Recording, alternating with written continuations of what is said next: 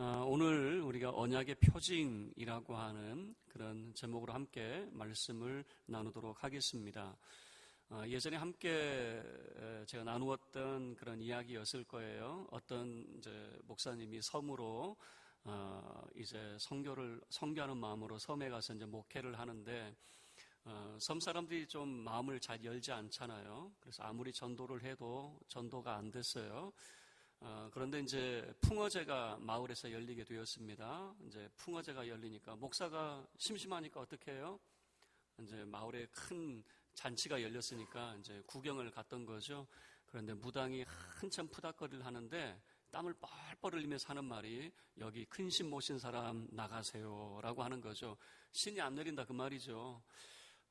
이제 목사님이 이제 속으로 생각하면서 이 중에 큰 신 모신 사람이 있나 보다.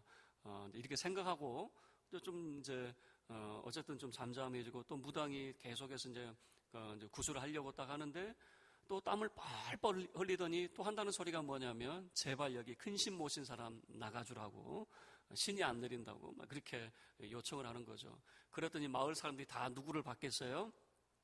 외지인이었던 목사님 받겠죠. 목사님 뭐 전도한다고 어쨌든 뭐 잘 모르겠는데 무슨 신을 전한다고, 예수 신을 전한다고 막 그러는데 목사님 제발 나가주시라고, 지금 무당이 너무 힘들어하고 신이 안 되니까 제발 나가주시라고. 그래서 목사님이 쫓겨나면서 드는 생각, 내가 큰 신 모신 사람이었구나. 왜 이 말씀을 드리냐면 우리가 하나님을 모신 자라고 생각을 하고 있지만 정작 정말로 우리가 우리 마음속에 성령이 계시고 정말 하나님을 모신 자로서 인식을 가지고 있느냐, 이제 이런 건 좀 많이 약화되어 있는 것 같아요. 여러분 1절 말씀을 보면 아브라함에게 나타나셨던 하나님이 자기를 소개하는데 어떤 하나님으로 소개하고 있냐면 전능한 하나님으로 소개를 하고 있는 겁니다. 지금 아브라함에게 전능한 하나님으로 소개한 이유가 있어요. 엘 샤다이의 하나님으로, 능력의 하나님으로 자기를 소개하는 이유가 있습니다. 왜 그러냐면 하나님께서 아브라함을 그 땅에 부르실 때는 약속이 있었어요. 내가 너에게 좀 자녀를 주고 또 그 땅을 주고 큰 민족을 이루겠다라고 하는 그런 하나님의 약속이 있었죠. 75세에 이 하나님의 부르심을 받고 이 가나안 땅에 왔는데 웬걸요, 자식이 생기지 않아요. 그래서 어느 날 아브라함이 하나님 앞에 했던 이야기는 뭐냐면, 하나님 나 자식이 없어서 이 다메섹에 종이 있는데, 엘리에셀이라고 하는 그 종이 있는데 이 종을 내가 후계자로 삼아야 되겠습니다. 그 말은 하나님이 나한테 자식을 안 주시네요 라고 하는 그런 말이겠죠. 근데 하나님이 거절하셔요. 그 사람은 아니야 라고 하는 거죠.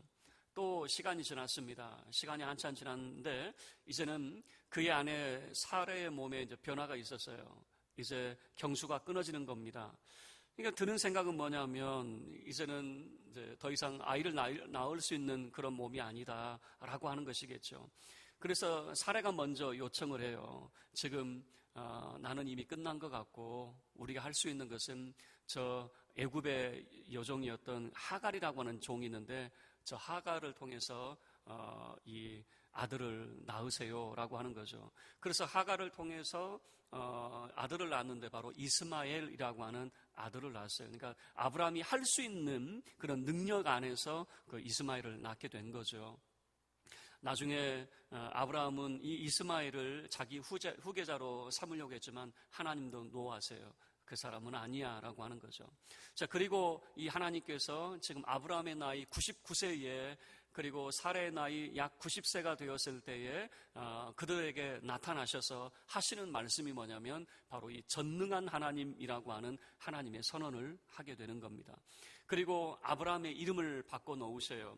아브라함이라고 하는 이름에서 아브라함이라고 하는 이름으로 바꿔주시고 또 그의 아내 사레도 그 이름을 사라라고 하는 이름으로 바꿔주세요. 그런데 그 이름의 특징이 있어요. 자, 보세요. 먼저 아브라함의 이름을 보세요. 5절 한번 말씀 보세요. 5절 함께 읽겠습니다. 시작. 이세후로는 내 이름을 아브라함이라 하지 아니하고 아브라함이라 하리니 이는 내가 너를 여러 민족의 아버지가 되게 함이니라. 자, 좀 비슷한 표현이죠. 아브라함, 뭐 발음상으로 들어보면 뭐 달라진 게 없을 것 같은, 근데 비슷한 그런 이 언어 유희를 통해서 그 변화를 가져오게 되는 겁니다. 마치 이런 모습으로 생각하면 좋을 것 같아요. 자, 안녕. 지금 이게 만났을 때 안녕일 것 같아요? 헤어졌을 때 안녕일 것 같아요? 그냥 언어 유희입니다. 아니면 이제 이런 거죠. 이 양반아, 그러면은 여러분 어떤 생각이 드세요? 양반을 부르는 소리일 것 같아요? 아니면 하대하는 소리일 것 같아요?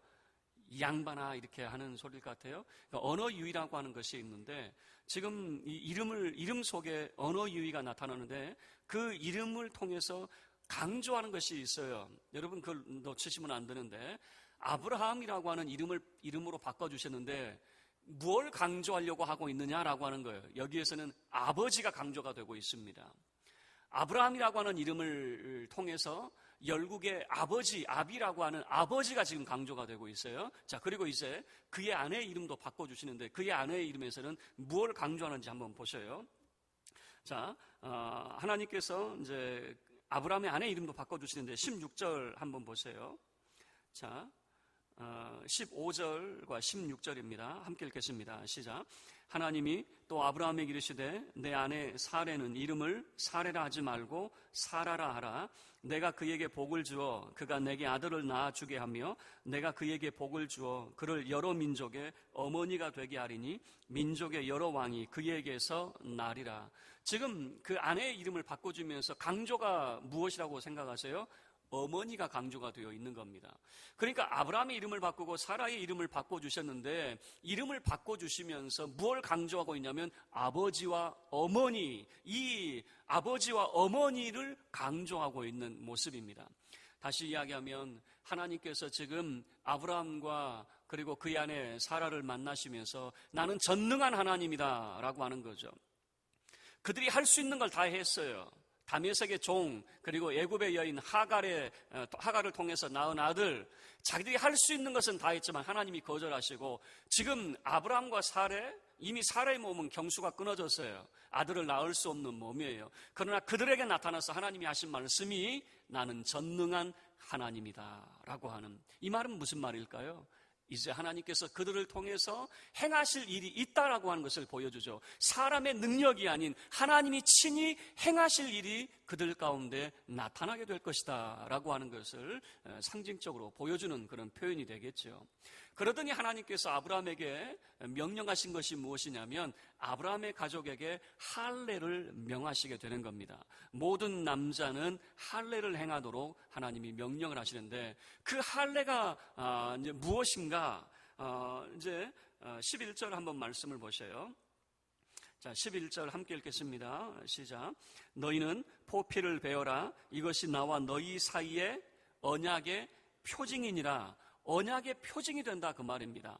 하나님과 아브라함 사이에 언약을 맺는데 그 언약의 표징이 바로 이 할례라고 하는 것을 통해서 이루어진다라고 하는 겁니다. 다시 이야기하면 우리가 하나님의 언약 백성이고 우리가 하나님의 선택한 백성이다라고 하는 것을 그 몸에 새긴다 그 말입니다. 그것을 다시 한번 이렇게 말하는데 13절 보시면 너희 집에서 난 자든지 너희 돈으로 산 자든지 할례를 받아야 하리니 이에 내 언약이 어디에 있어요? 하나님의 언약이 너희 살에 있다라고 하는 겁니다. 너희 너희 몸에 하나님의 언약이 새겨진다라고 하는 것을 보여주고 있는 것이죠. 그래서 이것이 영원한 언약이 된다라고 하는 겁니다.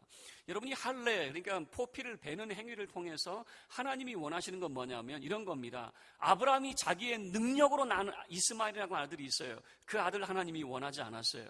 하나님의 택하신 자가 아니었어요. 어떤 아들이냐? 하나님의 능력으로 낳는 아들, 아브라함의 능력이 아닌 자기 능력, 개인의 능력이 아닌 하나님의 능력으로 낳는 하나님이 행하실 일이 있는데 그 하나님이 행하실 일은 바로 아브라함과 사라를 통해서 아들을 낳게 된다라고 하는 것입니다. 그런데 그 아들은 자기의 능력이 아니다라고 하는 것을 바로 이 포피를 뱀으로써 나타내는 겁니다. 다시 이야기하면 생식기의 끝을 잘라내는 것인데 결과적으로는 생식기를 잘라내는 겁니다. 그래서 자기 능력으로 자식을 낳는 것이 아니라 하나님의 능력으로 자식을 낳는다라고 하는 그 상징성이 바로 이 할례라고 하는 것을 통해서 나타나게 되는 것이죠.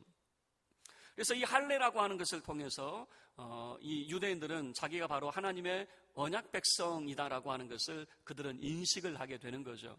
그래서 유대인들이 이방인을 미워했던 이유는 뭐냐면 항상 이런 표현을 썼어요. 저 할례 받지 아니한 자라고 하는. 그러니까 할례를 받았느냐 받지 않았느냐라고 하는 것은 그들에게 영원한 바로 언약의 표징으로서 우리가 하나님의 백성이다라고 하는 것을 보여주는 가장 귀중한 그런 표현이 되는 것이죠.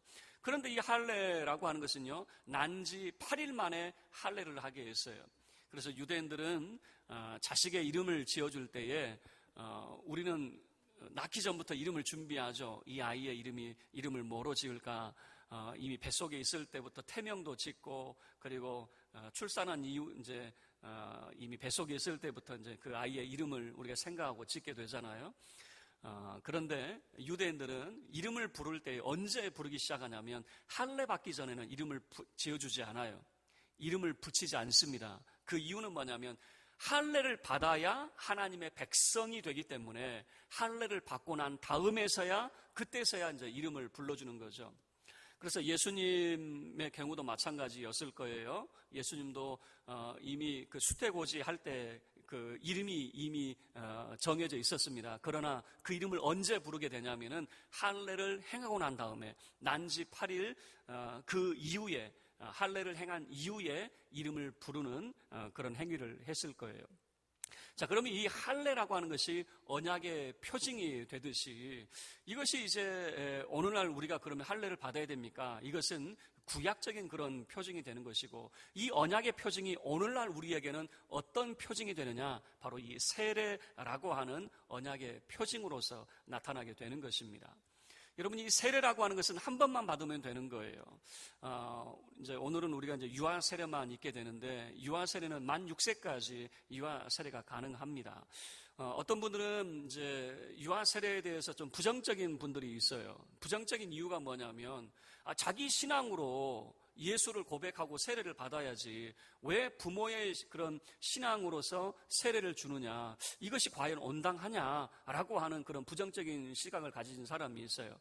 이런 분들은 어떤 이제 관점이 있냐면은 옛날에 이런 경우도 있었어요. 고대에 세례를 미루는 사람들이 있었어요. 세례를 미루는 이유가 뭐냐면은, 자, 내가 세례를 받았어요. 세례를 받음으로 내 모든 죄가 사함받았다는 생각을 가지고 있었어요. 세례를 받음으로 내 모든 죄가 사해졌는데, 그러면 세례 이후에 지은 죄는 어떻게 돼요? 이게 이제 고민인 거예요. 이게 지금 말고요. 이제 고대 사람들의 이제 고민이었다 그 말이에요. 세례를 받기 전에 지었던 죄는 세례를 받음으로 다 사함 받는다고 생각을 했단 말이에요.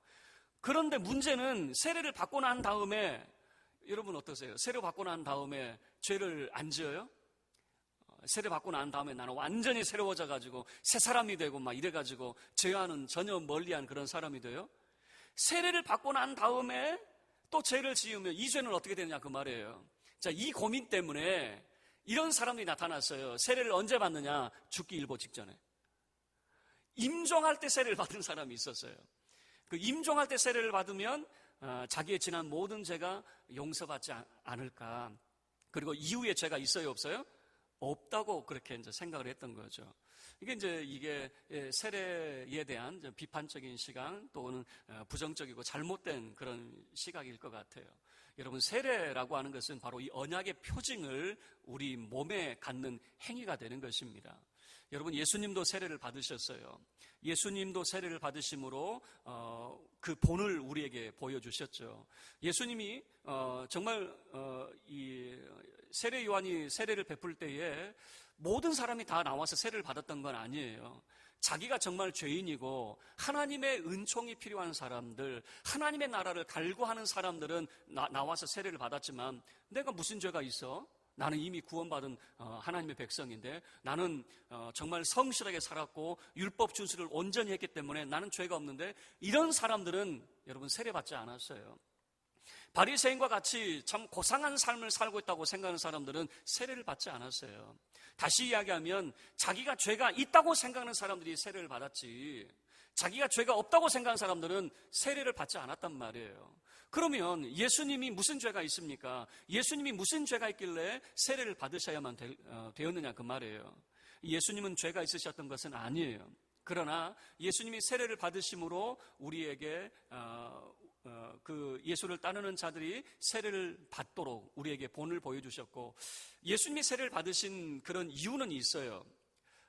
세례 요한에게 성령이 가르쳐 주신 것은 뭐냐면, 지금 그리스도가 누구인지는 모르지만 네가 누군가에게 세례를 베풀다가 성령이 누군가에게 임하실 것인데, 그 누군가가 바로 네가 기다리고 있는 메시아 그리스도이시다라고 하는 그런 감동이 있었거든요. 그래서 세례 요한은 예수에게 성령이 임하시는 그 모습을 보고, 저분이 그리스도구나, 우리가 기다렸던 메시아구나라고 하는 그런 확신을 갖게 되었던 거죠. 자, 이 세례는 단회적인 것입니다. 단 한 번만 우리가 받으면 되는 것이에요.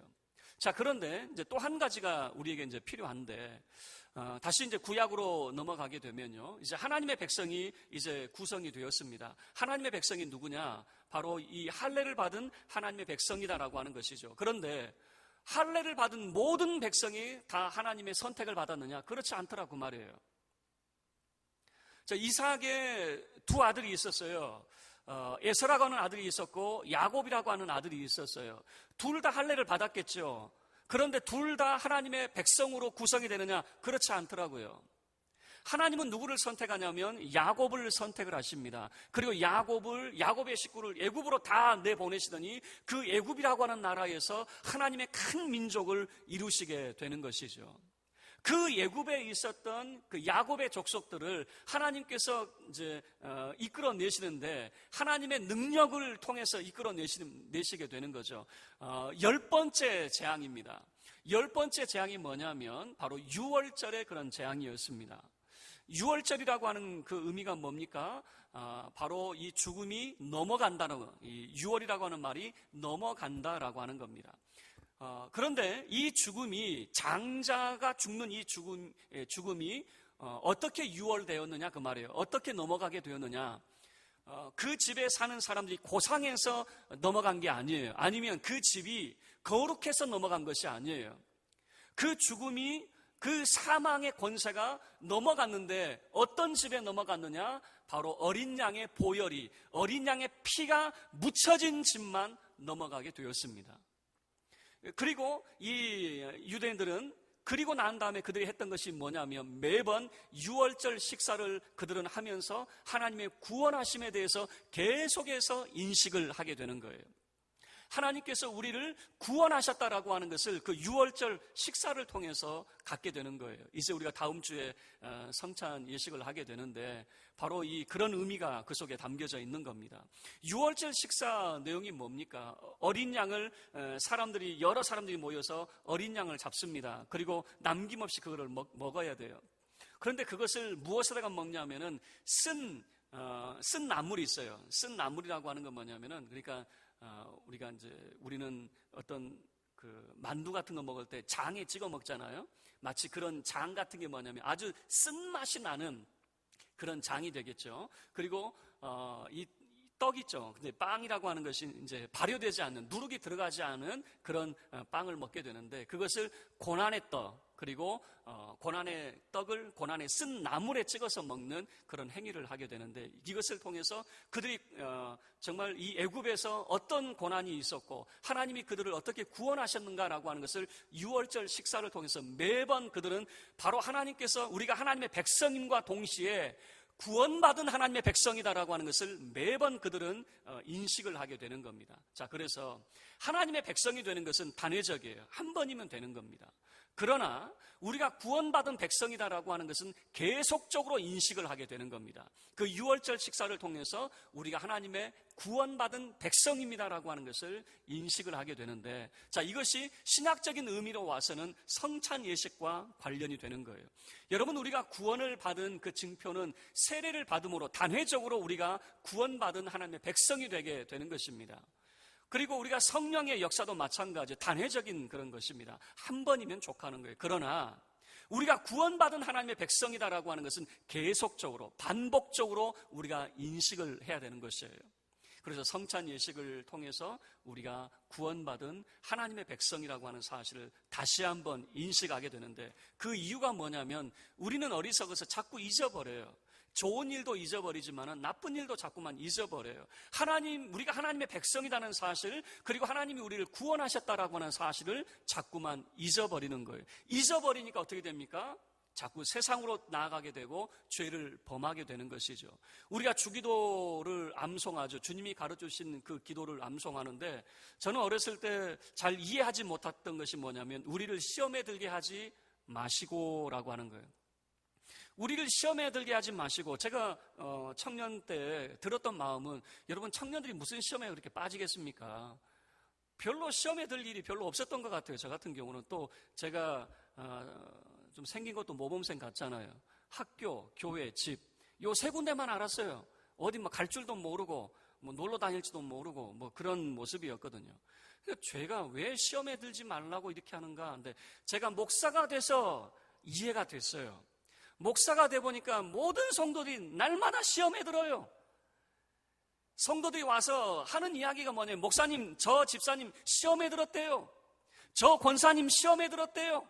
저 장로님 시험에 들었대요. 맨날 와서 하는 이야기예요. 저분 시험에 들었대요. 여러분, 늘 우리가 기도하는 게 뭡니까? 우리가 주님이 가르치는 그 기도를 통해서 날마다 우리가 하나님 앞에 간구하는 게 뭡니까? 시험에 들게 하지 마시고 라고 하는 거죠. 여러분, 그래서 제가 깨달았어요. 얼마나 사람들이 시험에 많이 빠지는지. 그래서 예수님께서 우리에게 말하는 건 악에서, 그리고 죄에서 우리를 건져달라고 하는 그 기도를 왜 주기도 속에 우리에게 담아 놓으셨을까? 여러분, 우리가 한번 세례받고 성령의 경험을 통해서 하나님의 백성이 되었다고 죄와 아주 멀어진 게 아니란 말이에요. 끊임없이 죄의 도전들이 우리 가운데 있는 겁니다.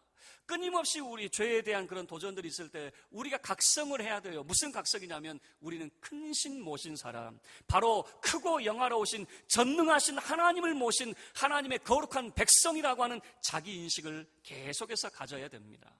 뿐만 아니라 우리가 성찬 예식을 통해서 정말 죄 가운데 죽을 수밖에 없는 하나님이 우리를 구원하여 주셨다라고 하는 것을 계속해서 우리가 인식하고, 하나님의 구원하심에 대해서 감격과 감사하는 그런 삶을 살아야 되는 것이죠.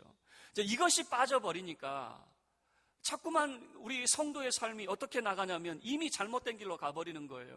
하나님에 대한 감사가 사라져버리는 거예요. 하나님이 우리를 구원하심에 대한 감사가 사라져버리고, 하나님이 우리를 자녀 삼아주심에 대한 감사가 사라져버리는 거예요. 감사가 사라짐의 증거가 뭡니까? 자꾸만 하나님 앞에 달라고 하고 안 주시면 삐져 있는 거예요.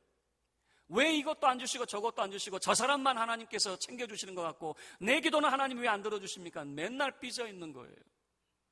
하나님이 우리의 영혼을 구원하심에 대한 감사가 사라져버리는, 정말 여러분, 우리가 하나님의 백성됨에 대한 인식, 그리고 하나님이 우리를 구원하심에 대한 인식을 잊어버리면 감사가 사라져버려요. 여러분, 말씀을 마칠게요. 여러분에게 하나님의 백성됨의 언약의 표징이 있습니까? 내가 하나님의 백성이고 내가 하나님의 구원을 입었다라고 하는 언약의 표징이 있어요? 여러분, 이것을 여러분이 잘 모르니까 세례를 통해서 하나님이 여러분에게 하나님의 자녀 되었다라고 하는 것을 보여주시고, 성만찬을 통해서 그렇게 수많은 죄가 있음에도 하나님이 우리를 용서하시고 우리를 하나님께서 구원의 길로 인도하신다라고 하는 것을 하나님께서 매번 우리에게 반복적으로 보여주시는 거예요.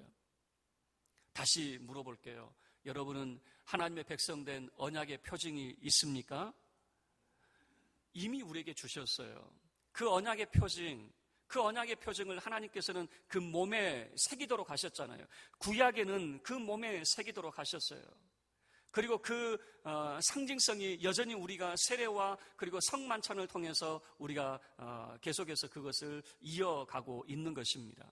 그리고 이제 우리가 지금은 우리가 율법을 행하는 어떤 행동을 통해서 하나님의 백성이라고 하는 것이 아니에요. 하나님이 기뻐하시는 것은 우리의 마음이 새롭게 되고 우리의 심령이 정말 가난한 심령이 되어서 하나님의 은혜를 구하는 자가 되기를 원하시는 거죠.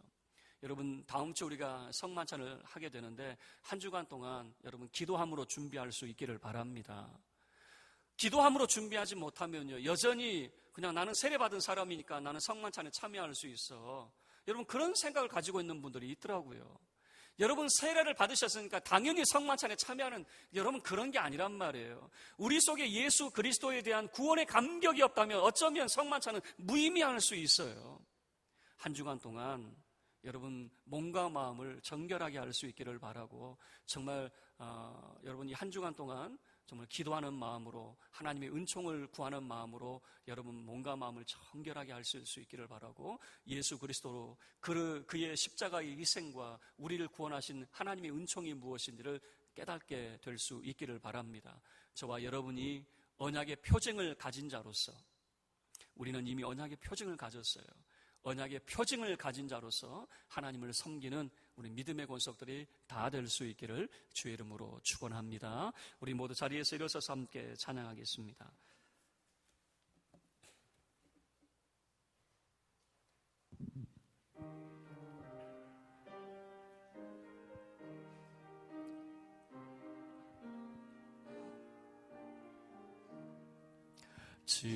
지금까지 지내온 것 주의 크신 은혜라, 한이 없는 주의 사랑 어찌 이루 말하랴. 자나깨 나 주의 손이 항상 살펴주시고, 모든 일을 주 안에서 형통하게 하시네. 몸도 마음도 연약하나 세임받아 살았네. 물 붓듯이 부으시는 주의 은혜 족하다. 사랑 없는 거리에 나 험한 산길 헤맬 때 주의 손을 굳게 잡고 찬송하며 가리라. 주님 다시 배올 날이 날로 다가와, 무거운 짐 주께 맡겨 벗을 날도 멀잡네. 나를 위해 예비하신 고향 집에 돌아가 아버지의 품 안에서 영원토록 살리라. 아멘. 우리 교회 문을 나서기 전에 우리 함께 기도하고 헤어지길 원합니다. 이미 우리에게는 언약의 표징이 주어져 있습니다. 예수 그리스도를 믿고 세례를 받음으로, 그리고 성만찬을 통해서 이미 우리가 하나님의 자녀 되었다라고 하는, 구원의 백성이 되었다라고 하는 언약의 표징이 우리 가운데 있습니다. 그럼에도 여전히 우리 가운데 의심이 있다면 여러분 다시 한번 정말 하나님 앞에 은총을 구하시고 언약의 표징을 가진 자로서 하나님의 백성이요 구원의 백성임을 내가 확신하며 살아가겠습니다. 우리 주여 간절히 한 번 외치고 함께 기도하겠습니다. 주여, 거룩하신